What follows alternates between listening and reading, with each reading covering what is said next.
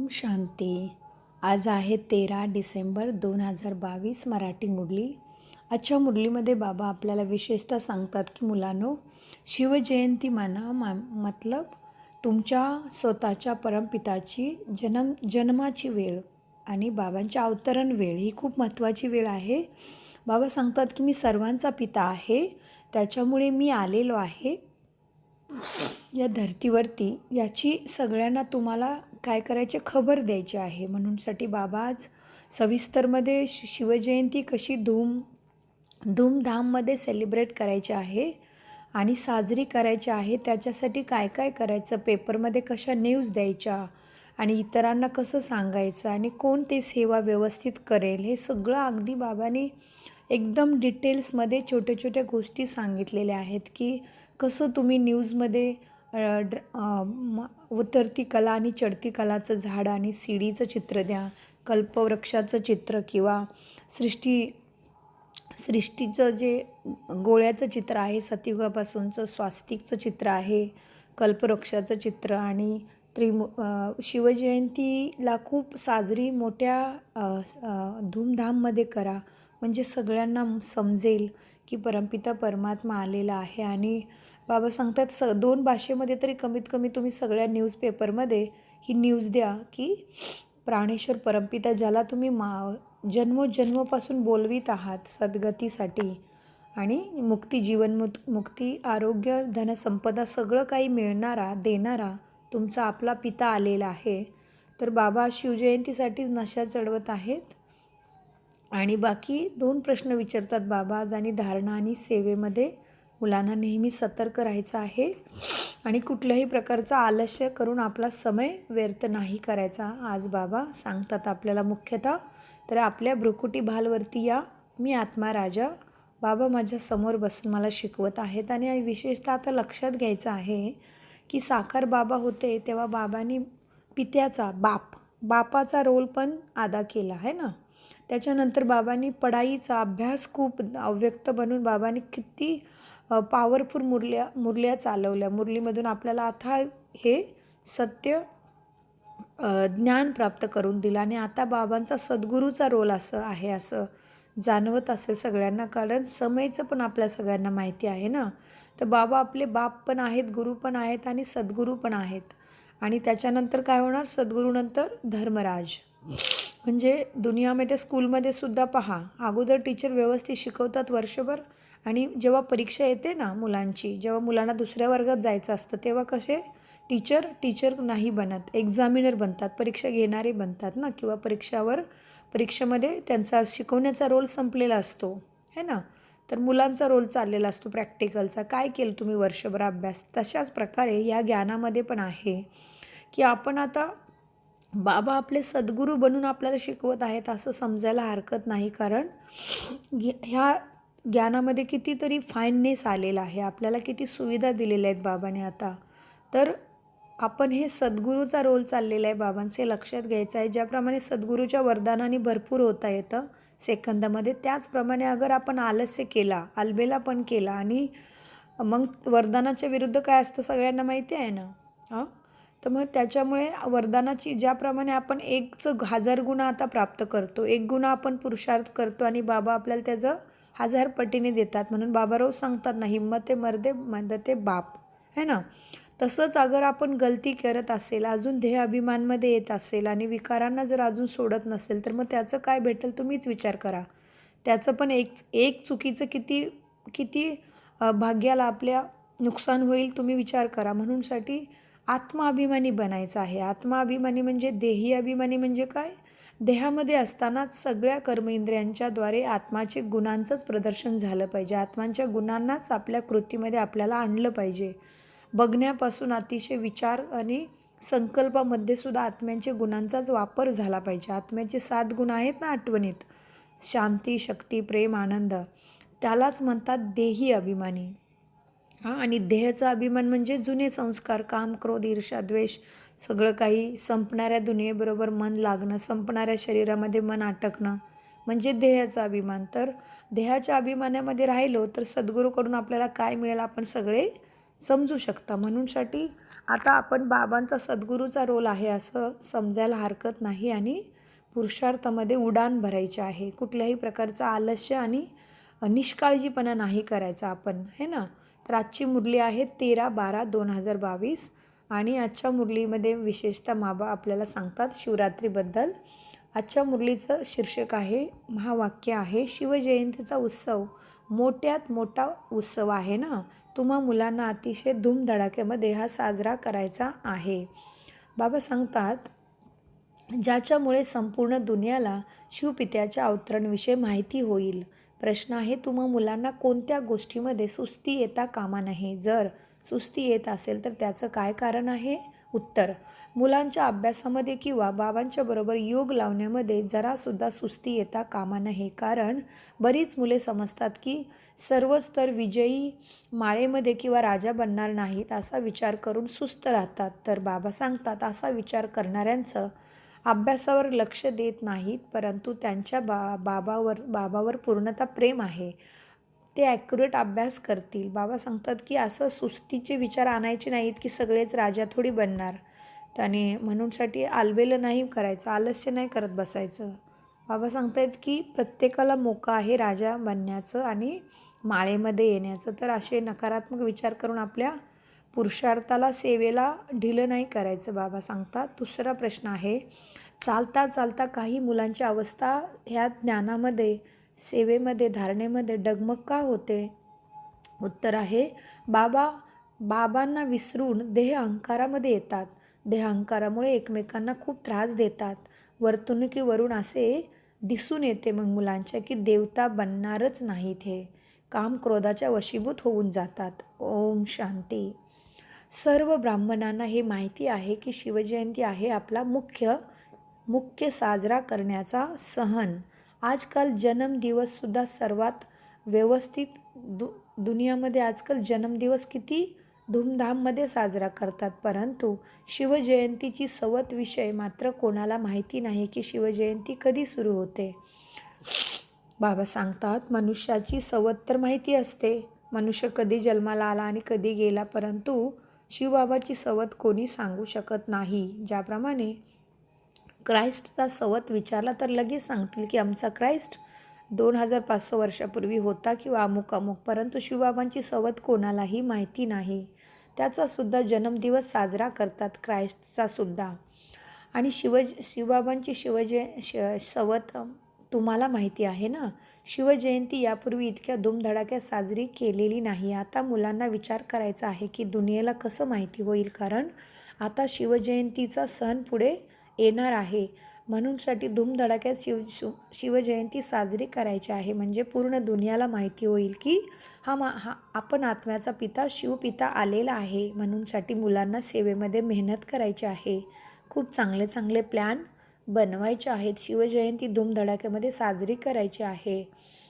बाबा सांगतात, सर्व मुलांना शिवजयंतीबद्दल माहिती व्हायला पाहिजे. दुनियाचा जो क्रिएटर आहे, दुनियाचा जो रचयिता आहे, दुनियाचा जो मालक आहे बाबा, त्याची जयंती आहे. ते यावेळी इथे धर्तीवरती आलेले आहेत, हे सर्वांना माहिती व्हायला पाहिजे. त्याच्यासाठी तुम्ही सेवा करायला पाहिजे. वर्तमानपत्रामध्ये हा मॅसेज, ही न्यूज, ही बातमी दिली पाहिजे. त्याला म्हटलं जाते जाहिरातीमध्ये सुद्धा तुम्ही ही बातमी टाकली पाहिजे की शिवपिता आलेला आहे, आपण सर्व आत्म्यांचा पिता आलेला आहे.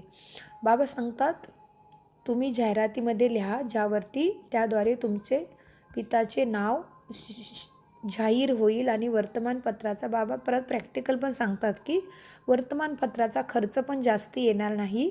शिवजयंतीची तर सर्वांना माहिती झाली पाहिजे. तुम्हाला पूर्ण दुनियेची चिंता करायची आहे की सर्वांचा परिचय बाबांना द्यायचा आहे. म्हणूनसाठी गायनसुद्धा आहे की मुलांनी घराघरामध्ये बाबांचा संदेश पोचविला आहे की बाबा आलेले आहेत. ज्यांचा वरसा घ्यायचा, ज्याच्याकडून सर्व सुखशांतीचा वरसा मिळतो, तो आलेला आहे. हे सर्वांना, सर्व आत्म्यांच्या कानावरती पडलं पाहिजे. बाबा सांगतात, कल्पापूर्वी ज्यांनी हा सेवा केलेला होता आणि ज्यांनी हा सुखशांतीचा वरसा साक्षात परमात्म्याकडून घेतलेला होता, ते जरूर हे ज्ञान घेण्यासाठी येणारच. बाबा सांगतात, आता सर्वांना माहिती झालं पाहिजे, कारण बरेच जण इतर धर्मामध्ये कन्वर्ट झालेले आहेत. दुसऱ्या जन्मामध्ये देवी देवता आत्माने जन्म घेतलेला आहे. त्यांना परत बाबांच्याकडे यायचं आहे सुखशांतीचा देवतापदचा वारसा घेण्यासाठी. म्हणूनसाठी तुम्ही सुद्धा स्वतःला देवी देवता थोडी समजत होता. शूद्र धर्मामध्ये तुम्ही होता. आता तुम्हाला बाबांनी समजवले आहे. तुम्ही आता समजू शकता की आम्हाला कोण शिकवत आहे, तरीसुद्धा वेळोवेळी तुम्ही विसरून जाता. देहाभिमान येतो, ज्या कारणामुळे त्यांची अवस्था देखील तशीच असते. देवता बनण्याच्या लायक बनतच नाहीत. कामरूपी भूत, देहाभिमानाचे भूत असल्याने बाबांची आठवण करत नाहीत. जेव्हा तुम्ही देही अभिमानी बनतील, तेव्हाच बाबांची आठवण करू शकतील. बाबांच्यावर प्रेमसुद्धा करा आणि अभ्यासामध्ये सुद्धा काटेकोर राहा. मुरलीचा अभ्यास करण्यामध्ये, चिंतन मंथन करण्यामध्ये अतिशय काटेकोर राहा. हा अतिशय मौल्यवान ज्ञानरत्न आहेत, ज्याचा खूप अभिमान असला पाहिजे. दैहिक शिक्षणामध्ये पहा किती रजिस्टर ठेवतात, त्यामध्ये सुद्धा मॅनर्ससाठी सुद्धा शेरा देतात.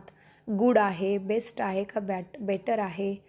लौकिक स्कूलमध्ये बाबा सांगतात, दुनियाच्या स्कूलमध्ये सुद्धा चांगल्या मुलाचं रजिस्टर ठेवलं जातं ना, की आदर्श आहे का, कसा आहे, गंड आहे का, काय आहे. तर हे झालं त्या दुनियेच्या स्कूलची गोष्ट, पण इथे पण बाबा सांगतात तसंच आहे. तर तुम्हाला चांगले देवी मॅनर्स बाबांच्या शिक्षेला आपल्या स्वभाव संस्कारामध्ये धारण करायचं आहे. बाबा सांगतात, काही मुलं अजिबात समजत नाहीत की साक्षात परमपिता सुखाचा सागर आम्हाला शिकवत आहे. तर आमचं किती मोठं भाग्य आहे हे. काही मुलं समजत नाहीत. बाबा सांगतात, भले बाबांचे संतान बनले आहेत, बाबांच्या जवळ राहतात देखील, तरीसुद्धा त्यांच्यापेक्षाही घरी राहणाऱ्या मुलांची वर्तणूक चांगली असते. म्हणजे बाबा समर्पित मुलांच्याबद्दल बोलतायत की बरेच मुलं सेवेसाठी सेंटरवरती राहतात ना, आणि काही मुलं आमच्यासारखी ग्रस्तमध्ये राहून सेवा करतात ना. तर बाबा सांगतात की सेंटरमध्ये राहणारी मुलंसुद्धा देह अभिमानामध्ये येतात आणि बाबांच्या ह्या सतगतीच्या अभ्यासावरती चांगलं लक्ष देत नाहीत, आणि घरी राहणारी मुलं मात्र चांगला पुरुषार्थ करत आहेत. तर बाबा सांगतात, घरी राहणारी मुलंसुद्धा चांगला अभ्यास आणि सर्व्हिस करत आहेत. मुख्य गोष्ट आहे सर्व्हिसच बाबांची करायची आहे. तर सेवेचं फळ तुम्ही विजय माळेमध्ये मोठे राजा महाराजा पद प्राप्त करू शकाल. बाबा सांगतात, जे चांगली सेवा करतील तेच विजय माळेमध्ये येतील. बाकी तर प्रजा बनतील. प्रजा तर बरीच बनायची आहे ना. कोणी मोठ्या घरामध्ये जन्माला येतो तर सर्वजण त्यांना किती शुभेच्छा पाठवतात. बाकी दुनियेमध्ये तर बरेच जन्म घेत राहतात. तुम्ही तर बाबांचे वारसदार बनले आहात, तर त्या बेहदच्या बाबांचा जन्मदिवस साजरा केला पाहिजे ना. बेहदचा बाबा म्हणजे बाबा पूर्ण दुनियेचा बाबा आहे, आपल्या एकट्याचा नाही आहे. बेहद दुनिया किती प्रचंड मोठी आहे ना, कितीतरी आत्म्या आहेत ना, 800 करोडच्या पेक्षा जास्त. तर हा बाबा सगळ्यांचाच पिता आहे. तर बाबा सांगतात, बेहदच्या बाबांचा जन्मदिवस साजरा केला पाहिजे ना. धूमधडाक्यामध्ये त्रिमूर्ती शिवजयंती साजरी करायची आहे. त्रिमूर्ती शिवजयंती म्हणजे काय? कारण बाबाच येऊन ब्रह्माद्वारा स्थापना या सृष्टीची, ब्रह्माद्वारा स्थापना, विष्णूद्वारा पालना आणि शंकरद्वारा विनाश कसं होतो हे आपल्याला समजलं आहे ना. सतयुगापासून ते कलियुगाचं चक्र कसं फिरतं आणि ह्या कसा ड्रामामध्ये किती सुंदर वंडरफुल खेळ आहे हे आपल्याला समजलं आहे ना. म्हणून बाबा सांगतात की तुम्ही धूमधडाक्यामध्ये त्रिमूर्ती शिवजयंती साजरी करायची आहे. काय करावे ज्याने सर्वांना माहिती होईल, याचं मुलांना चिंतन चाललं पाहिजे. कोणत्या प्रकारची सेवा करावी ज्याने सगळ्यांना माहिती होईल. सर्वजण बापा ह्या पित्याजवळ सुखशांतीचा वारसा घेण्यासाठी येतील. हे तुम्ही सेवेचं चिंतन केलं पाहिजे. बाबा सांगतात, आपले कल्पापूर्वीचे ब्राह्मण कुलभूषण पुन्हा ह्या सत्य ज्ञानामध्ये पुन्हा कशी येतील, यासाठी कशी सेवा करावी, काय युक्ती रचावी, हे मुलांचं विचारसागर मंथन चालला पाहिजे. युक्त्या रचल्या जातात. बाबा म्हणतात, वर्तमानपत्राशिवाय तर कठीण आहे. वर्तमानपत्र सर्वत्र जातात ना, तर सर्वांना समजेल. वर्तमानपत्राची 2-4 पाने तुम्ही तुमच्या सेवेचा मेसेज टाकायला पाहिजे, संदेश द्यायला पाहिजे. जेव्हा तुम्ही सिल्वर जुबली साजरी करतात तेव्हा वर्तमानपत्रामध्ये 2-4 पाने घेतात. आता तर हा कॉमन पायी पैसेची सिल्वर जुबली जास्त साजरी करतात. तुमची ही गोल्डन जुबली सर्वांच्यापेक्षा वेगळी आहे. नेहमी गोल्डन सिल्वर जुबली साजरी करतात. कॉपर आयरन जुबली साजरी करत नाहीत. पण कॉपर म्हणजे द्वापार युगापासूनचं जे सेलिब्रेशन म्हणजे 75 वर्षे आणि 100 वर्षे होतात कुठल्याही कार्याला, तर बाबा सांगतात ते कसं तुम्ही धूमधाममध्ये साजरी करता ना. तर जेव्हा बाबा सांगतात 50 वर्ष होतात तेव्हा त्याला गोल्डन जुबली म्हटलं जाते. आता तुम्हाला बाबांची जयंती साजरी करायची आहे जे सर्वांना माहिती होईल. वर्तमानपत्रामध्ये 2 पाने टाका. ह्या संदेश द्या. काही हरकत नाही. अनेकांना माहिती झालं पाहिजे की परमपिता परमात्मा आलेला आहे. ज्याला आपण जन्मोजन्मी बोलवलं आहे, भाकणी केलेली आहे, त्याची आळवणी केलेली आहे, भक्ती केलेली आहे, तो आता आलेला आहे. वेळ खूप नाजूक येते आहे पुढे नाही तर मग खूप उशीर होईल. आता शिवजयंतीसाठी अगोदरच मुलांनी सर्व तयारी करायला पाहिजे. शिवजयंती धूमधडाक्यामध्ये साजरी करायला पाहिजे, ज्याने सगळ्यांना संदेश पोचल की पिता आलेला आहे. वर्तमानपत्राचे 2 पाने घेऊन त्याच्यामध्ये त्रिमूर्ती आणि झाडाचे चित्र छापून त्यामध्ये अलीकडच्या मुरलीतील पॉईंटसुद्धा लिहिले पाहिजेत. सद्गती स्नान केल्याने होत नाही हे पण वर्तमानपत्रामध्ये टाकलं पाहिजे. ज्याप्रमाणे 4 पानांचं लिटरेचर आहे त्याचप्रमाणे मागे पुढे सुद्धा टाकावे. उतरती कला आणि चढती कलावाले चित्र आणि जे मुख्य चित्र आहेत त्यात पण वर्तमानपत्रामध्ये टाकली पाहिजेत. विचार केला पाहिजे की कशी सेवा करावी, कोणते कोणते मुख्य चित्र आहेत त्यावरती, ज्यामुळे मनुष्य समजतील की बरोबर दुर्गती झालेली आहे. आता बाबा मुलांचे लक्ष वेधतात सेवेवरती. विचार सागर मंथन करायला पाहिजे मुलांनी. खूप थोडी मुले आहेत ज्यांच्या या गोष्टीवरती विचार चालतो की सेवा कशी करायची. 4-5 हजार रुपये खर्च होतील, हरकत नाही. पुष्कळ मुले आहेत ना. थेंबे थेंबाने तळे होईल. म्हणजेच बाबा खर्चाचाही विचार करतात की वर्तमानपत्रामध्ये जर माहिती आणि बातमी द्यायची असेल तर खर्च होणार. तर बाबा सांगतात घाबरू नका. तुम्ही किती मुले आहात ब्रह्माकुमार, एका मुलाने 1-1 रुपया दिला भंडाऱ्यामध्ये तरी थेंबे थेंबे तळे होईल. म्हणजे सगळ्यांचंच तन मन सेवेमध्ये लागेल तर सगळ्यांना उच्च प्राप्ती होईल. म्हणूनसाठी बाबा सांगतात खर्चाचा काही विचार करू नका, हरकत नाही. सेवा तर करायची आहे चांगल्या कार्यासाठी, तर आपलं तन मन धन लावायचंच आहे ना. आणि खर्चाचा विचार न करता, कारण थेंबे थेंबे तळे होईल. तुम्हाला माहिती आहे काय माहिती आहे? आगाखासाठी सुद्धा हिऱ्याची तुला केली होती. आगाखा म्हणजे आगाखा ऋषी आहे, त्यांना हिऱ्यामध्ये त्यांचं आहे त्या शास्त्रामध्ये लिहिलेलं. तर आगाखासाठी सुद्धा हिऱ्याची तुला केली होती. तर ते तर काहीच नाही. हे तर कल्याणकारी बाबा आहेत. ते तर सर्व पैसे तिथे बाबा सांगतात जे त्यावेळेला आगाखा ऋषीचं जे मोजमाप केलं आणि काय केलं त्याचा काय फायदा. ते पैसे तर सगळे गेले विकारामध्येच, नाही का. तर आता तर तुम्हा मुलांना या विकारापासून सोडविले जाते. तुमचा एक पैशाची तुम्हाला राजमहेल दिला जातो. म्हणूनसाठी बाबा आपल्याला माहिती आहे ना भक्तीमध्ये कहाणी, सुदामाचे पोहे. सुदामाने काय दिलं आणि परमात्माने त्याला काय दिलं रिटर्न, सोन्याचे महल. तर ह्याचा अर्थ समजायचा आहे. म्हणूनसाठी बाबा म्हणतात मनुष्यापासून देवता बनविले जाते ना. तुम्हाला किती मोठं त्याच्यामध्ये रिटर्न मिळतं भगवंताकडून. तुमच्या तन धन मनपासून जी सेवा करता त्याचं तुम्हाला किती व्यवस्थित बाबा रिटर्न देतात. तुमच्यामध्ये ना कामरूपी हिंसा आहे ना क्रोधाची हिंसा आहे. तर वर्तमानपत्रामध्ये 4-5 पानामध्ये जरूर तुम्ही हा संदेश घातला पाहिजे. जे काही सर्व्हिसेबल मुले आहेत समजतात आम्ही सर्व्हिस करत आहोत, प्रदर्शनी प्रोजेक्टरसाठी चित्र बनवत आहोत, त्यांची बुद्धी चालते, त्याच्यासाठी बाबा समजवत आहेत. बाबा म्हणतात हिम्मते बच्चे मदते बाप. बसलेले आहेत बाबा मदतीसाठी. जे बुद्धिवान शिकलेली सवरलेली मुले आहेत ते लगेच वर्तमानपत्रासाठी मॅटर तयार करून लिहून तयार करतील.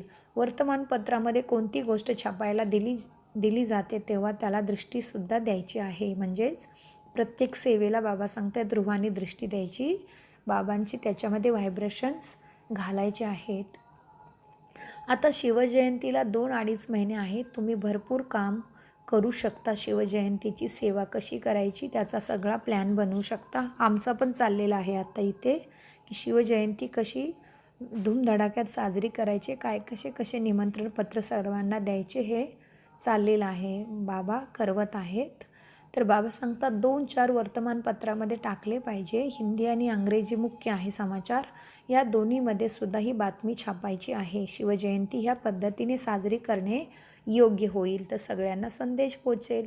संपूर्ण दुनियाचा पित्याचा जन्मदिवस आहे हे सर्वांना माहिती झाले पाहिजे. वर्तमानपत्र तर खूप दूरवर जातात ना. समंजस जो वर्तमानपत्राचा एडिटर असतो ना, धार्मिक विचाराचे असतात, ते पैसे घेत नाहीत. तर हे तर सर्वांच्या कल्याणासाठी आहे. तर थोडा खर्च होईल. हिम्मते बच्चे मदते बाप अशा प्रकारचे विचार चालले पाहिजेत. मनुष्य हे जाणत नाहीत की कल्याण अकल्याण कशाला म्हटलं जाते. कल्याण करणारी मतं कोण देऊ शकतो काहीच समजत नाही. तुम्ही मुले जाणता तुमच्यामध्ये सुद्धा खूप थोडे आहेत की जे विजय मालेमध्ये येतील. बाकी प्रजा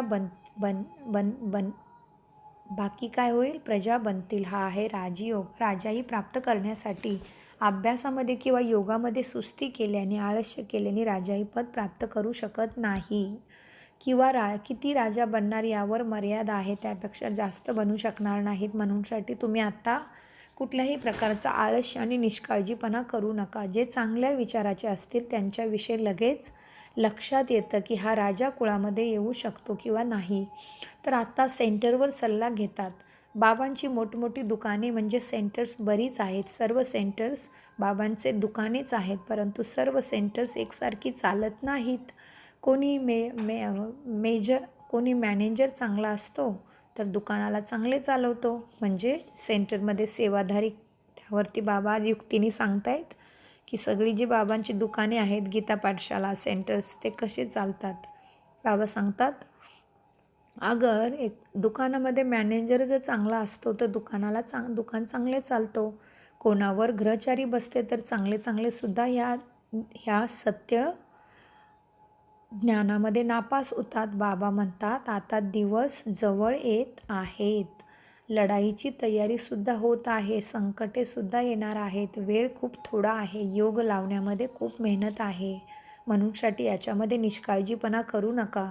योगाद्वारेच तुमचे सर्व पापकर्म विनाश होणार आहेत आणि करायचे सुद्धा आहेत. योग म्हणजे बघा जसा योग आणि वियोग. योग म्हणजे आपली मनबुद्धी बाबांच्या आठवणीमध्ये ठेवायची आहे. म्हणजे मनाची तार बाबांच्या जवळ जोडून ठेवायचे आहे. जे आपल्याकडून जन्मोजन्मी चुकीचे कर्म झालेले आहेत, वाणीद्वारा मनसाद्वारा चिंतन विचाराद्वारा ते सगळं स्वच्छ होईल. आत्म्यामधून शुद्धी होईल. आत्म्याचे 7 गुण सद्गतीचे गुण भरतील. हे सूक्ष्म आहे. ज्या प्रकारे आपण भोजन खातो तर आपण थोडी ना जातो त्या पोटामध्ये रक्त बनवायला, पण आहे ना सगळी सिस्टम. शरीर बघा किती प्रकृतीने दिलेलं, बाबांनी दिलेलं किती अनमोल ठेवा आहे. आपलं शरीर कसं चालते आतल्या सगळ्या मशनी, तर हे लक्षात घ्यायचं आहे. त्याचप्रमाणे मनामध्ये जेव्हा बाबा ठेवाल, बाबांचे शिक्षा ठेवाल, तेव्हा आपल्यामध्ये दैवी गुण भरतात. आपण केलेल्या चुकीचे कर्म नष्ट होतात. आत्मा शुद्ध सतोगुणी बनते. हे लक्षात घ्यायचं आहे. म्हणून बाबा सांगतात योगामध्ये मेहनत आहे. म्हणजे सर्व काही कर्तव्य कर्म करता मन मात्र बाबांच्या आठवणीमध्ये ठेवायचं आहे. त्यांच्या शिकवणीमध्ये राहूनच कर्म करायचं आहे. म्हणजेच योगमध्ये मेहनत करायची आहे.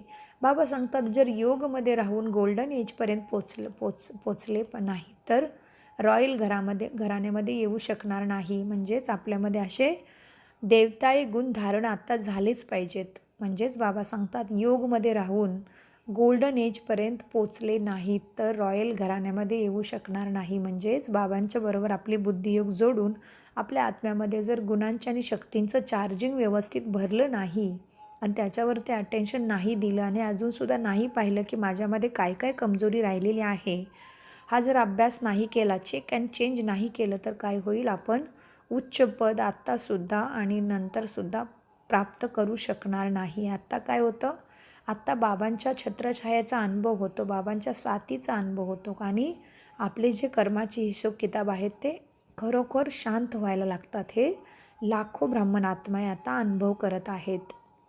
म्हणूनसाठी आपल्याला 21 जन्माचं सुख म्हटलं जातं ना. मग 21 जन्म कसे विचार करा. सतयुगामध्ये फक्त 8 जन्म होतात.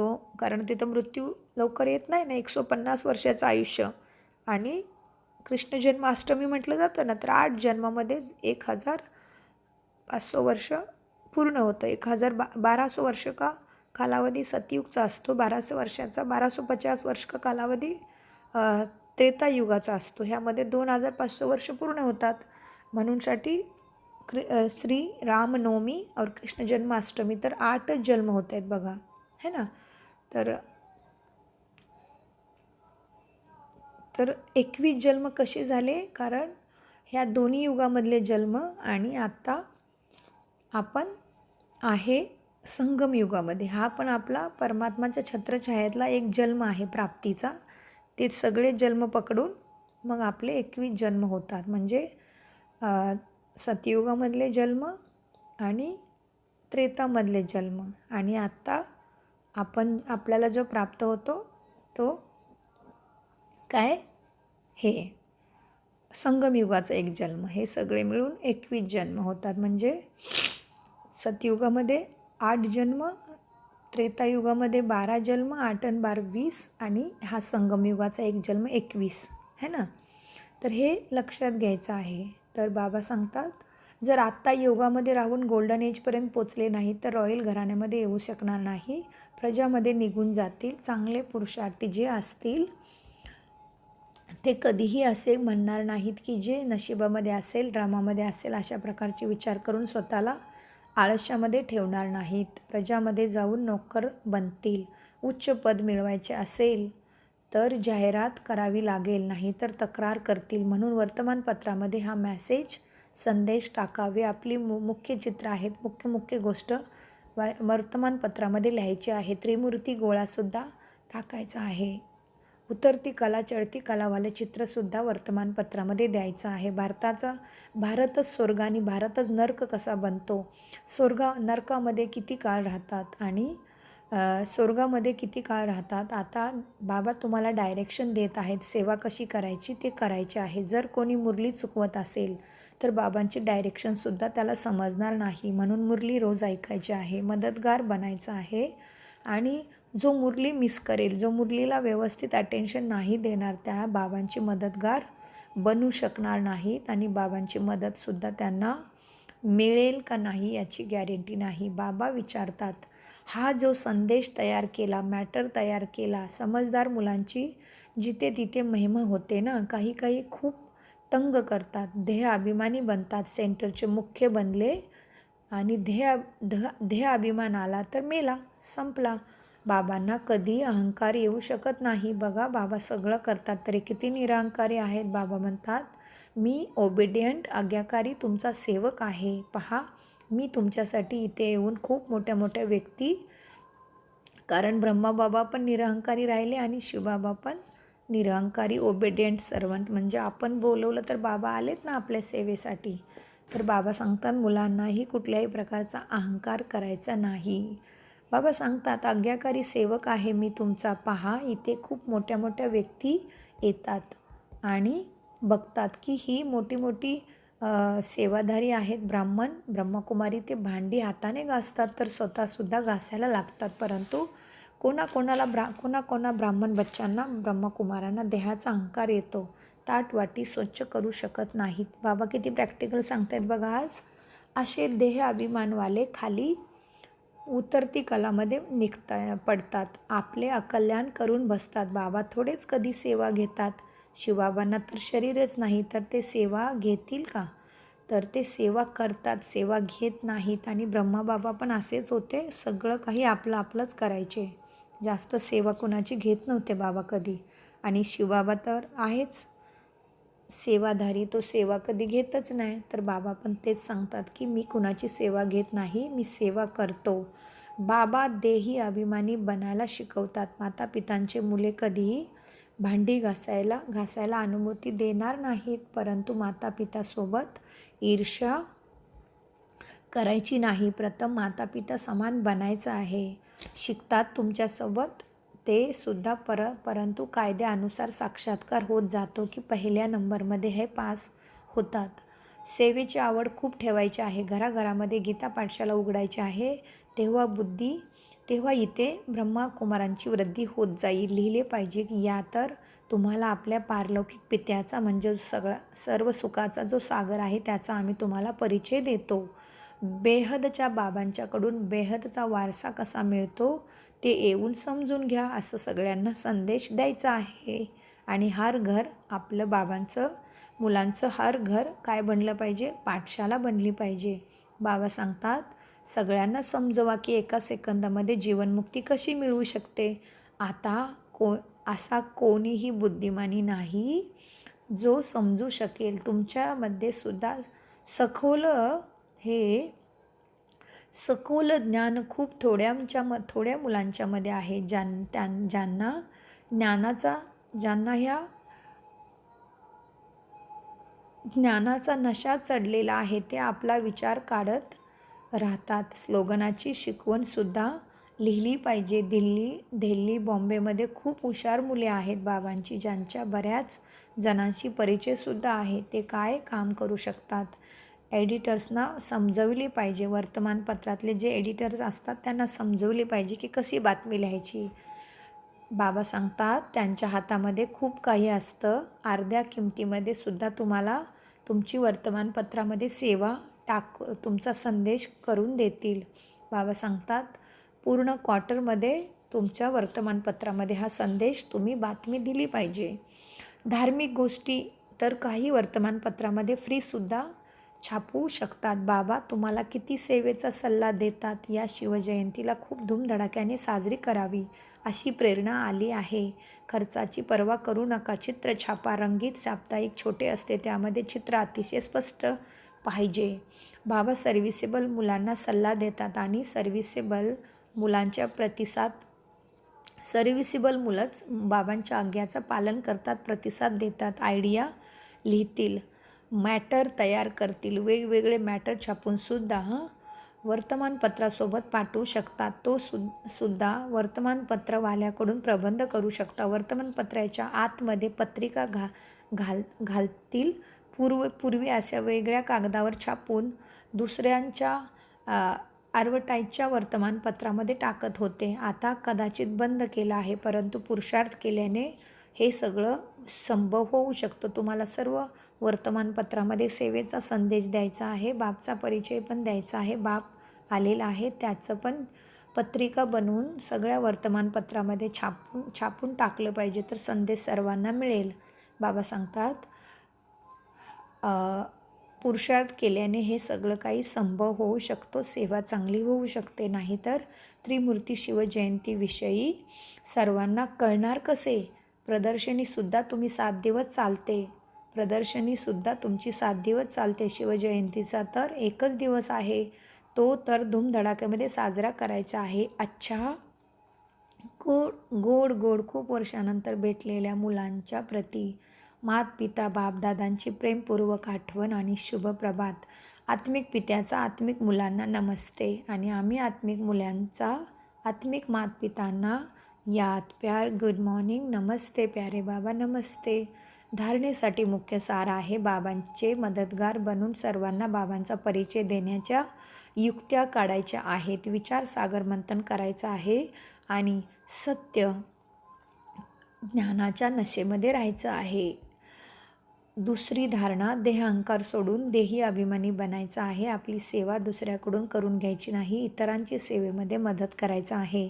मातापितांच्याबद्दल रीस करायची नाही, त्यांच्या समान बनायचं आहे. वरदान, स्नेहाच्या शक्तीद्वारे मेहनतीपासून मुक्त होणारे परमात्मा स्नेही भव. वरदानाचं विश्लेषण आहे, स्नेहाची शक्ती मेहनतीला सहज करते.